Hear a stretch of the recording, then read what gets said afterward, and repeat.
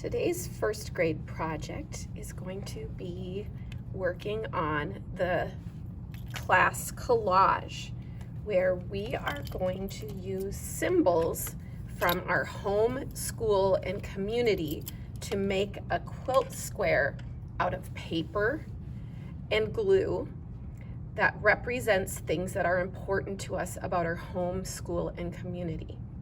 So one of the times you visited here, you drew out on a paper pictures of things that made you think of your home and school and community, and you can see I have my pictures here.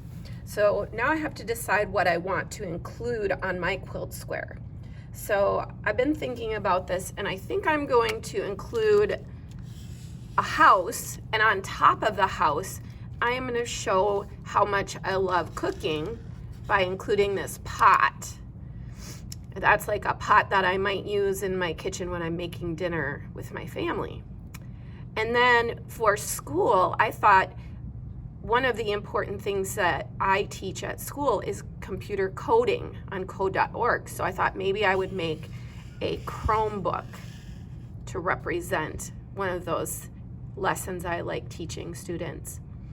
And for my community, I was thinking how I just like to get out in my community and go for walks, and how much I notice beautiful things in my community as I drive around, like the beautiful trees when they change their colors, or in the winter when they get frost on them, how pretty they are.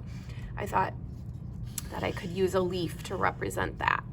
So I've made my decisions. Now I might change my mind as I go along, but I want to have a plan before I start. So then the next step is you will be selecting some paper. So you will have choices of solid color paper, solid colors, like these. And then you'll also get to choose, if you like, some pattern papers. So if you don't end up using all the paper, and you don't cut it, you can put it back later so someone else can use it. But you will get to choose one 8-inch square. This is gonna be your background paper. So this one should not be cut. This 8x8 square needs to stay in one piece, and this is what you're gonna be gluing everything on. Now when I talk about gluing, we never put the glue directly on here. We put the glue on the back of the papers that we cut out, and then we turn it over and we press it down. So I thought maybe one of the things I could start with is talking about my house with the pot on top that will represent cooking. So you are going to have a chance to use different things to make your shapes. So this is called a stencil.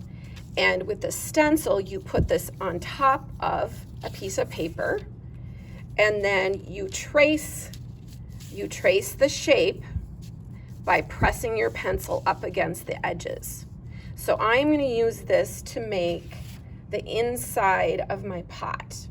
So when I use a stencil, I want to put it up against the edge of my paper, so I wouldn't want to trace it right here in the middle, because then I might kind of ruin this paper and might have a hard time finding enough of it to use in another part of my project.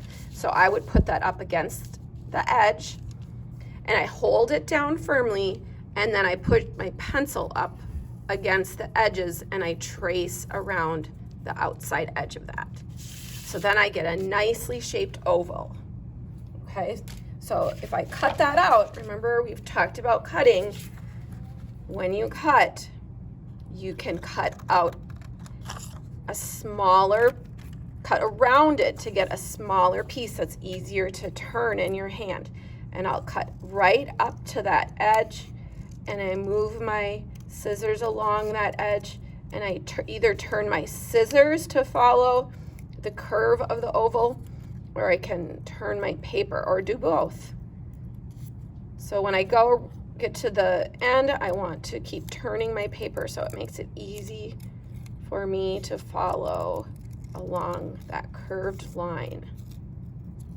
Okay, Now, I'm going to put my glue on the side that has the pencil lines on it because I would rather not see the pencil lines in my finished project.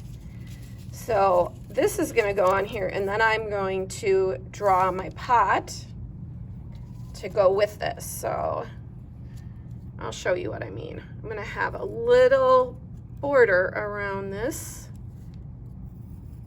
Go down.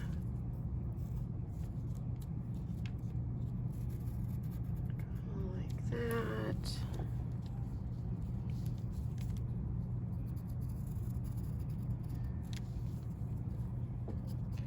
And then I'm going to make my handle go off to the side. And then I'm going to combine this. But remember what I said, I'm going to cut off, and then I can use this piece later if I want to. And then I'll cut around this. I'm going to use this as the back of, this is the side I'm going to glue down. This is the side I'm going to put the glue on. Attach that little oval.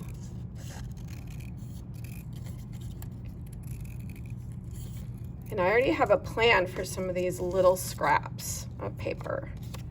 So I turn that oval over, and then I'll be able to put that together, and that'll be my pot. So when I have a small piece of something, sometimes what I'll do is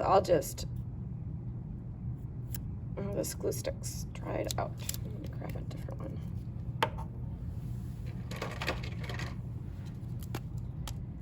When I have a small piece, I sometimes just kind of pull it across the top of the glue stick. And remember, I'm going to put the glue on the side that has the pencil lines.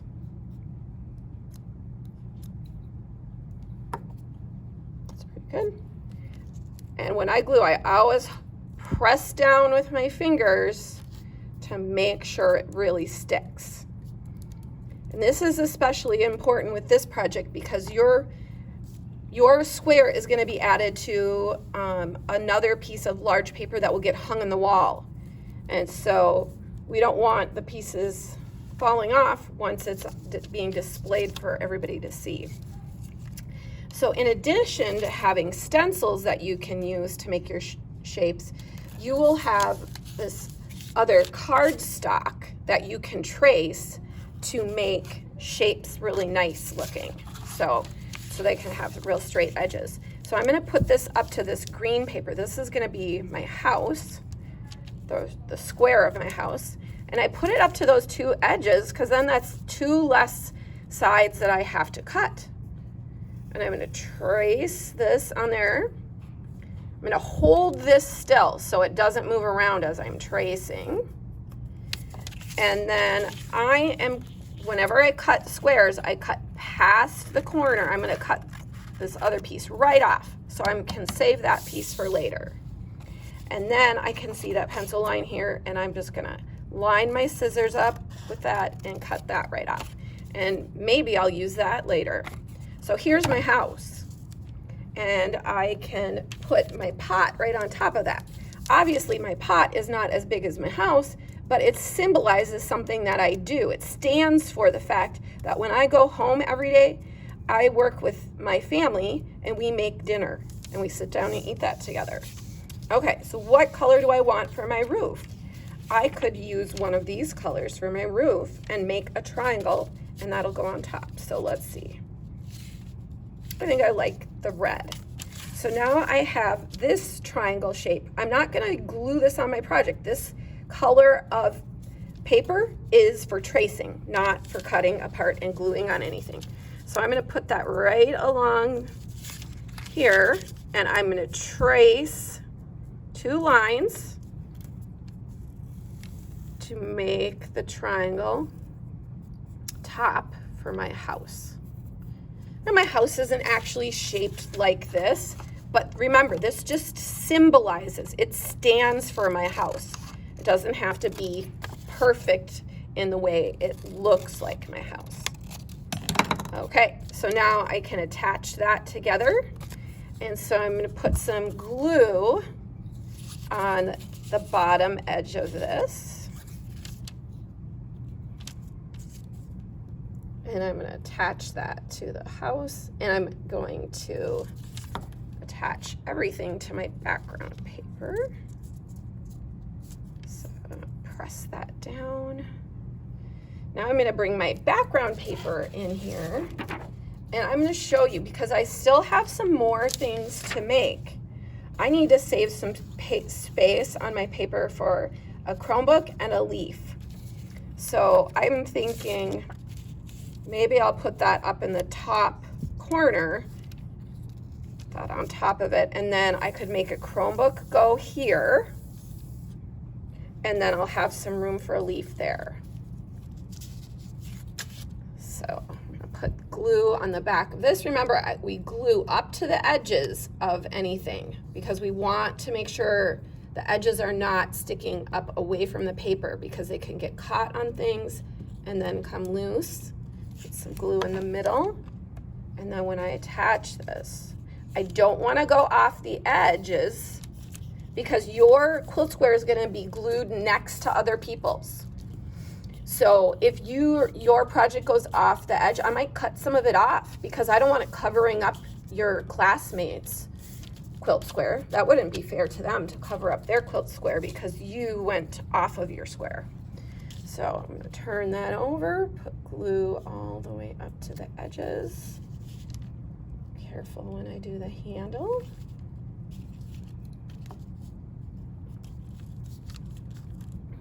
Okay, now, say this is what you finished and it was time to leave for the day. You would need to gather up all of your materials and put them away. So you are gonna have a little pocket like this. It's just a folded piece of paper that's stapled on one side, and it gives you a space to tuck things in there. So these items will go back in their trays. When you clean up these items, anything that's this color paper, you will need to put away in the trays on the counter. Okay, so I'm going to set that aside while I put my other parts of my project in here. Okay, so this can go in there. It sticks out, but that's okay. And then all of my scraps of paper will go inside this pocket as well. Okay, now if you can see you have sticky purple glue that's on this paper, and this might stick to other paper in here, then this would need to go on the drying rack. But I don't have any extra glues that's going to get caught on anything else or stuck to anything else. So I'm going to put that in there. Now I was thinking I might make some steam coming out my pot with that, but time is up, so I'm going to clean up my scraps and put them in there. I might end up recycling them later, but for now I'm putting them in here, and then this will go in there as well. And then this is going to go in your class folder. Need to screw down the glue, put the cap on. That will go in your table or your tray at your table. The scissors you'll put away. So this will get turned in. These will get returned to the trays on the counter, and scissors and glue sticks get put in the colored tray in the middle of your table. You probably want to save this, so you could fold that up and you could put it in here with everything else, so the next time you come to class, everything will be together in there. All right, have fun thinking about and creating your quilt square with pictures that represent your home, school, and community. I can't wait to see what you create.